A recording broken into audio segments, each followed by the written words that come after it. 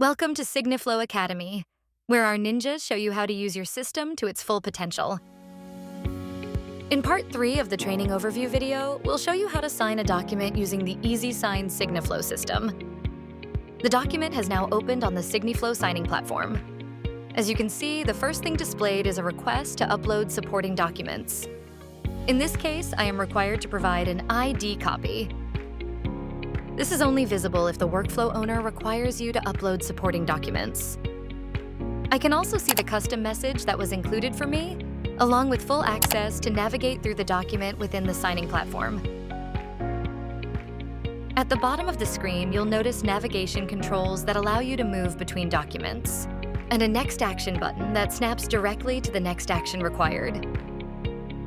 To the left is where the placeholders appear, allowing me to upload the required supporting documents. At the top, you'll see a ribbon with additional options. Let's first begin by uploading our supporting document, in this case, an ID copy.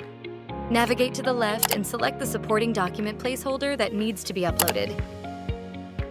The required document has now been successfully uploaded. You can navigate to the uploaded document by clicking on the relevant tab at the bottom. Navigate back to the document by clicking on the relevant document tab. We will now complete the fields on the document. We begin by completing the checkbox fields. If I select yes, I won't be able to select no. In this scenario, the workflow creator set up grouped checkboxes, so I will only be able to select one option, disabling the unused checkbox. This ensures only one option can be selected.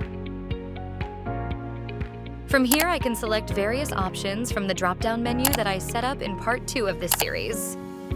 We will continue by completing the company name and registration number.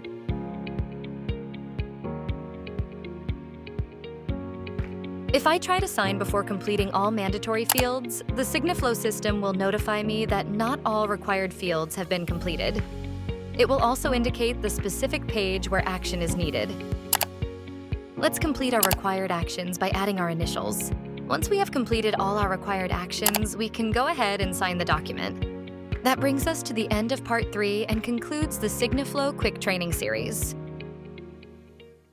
Thank you for watching SigniFlow Academy. Request a demo or keep watching SigniFlow Academy to learn more.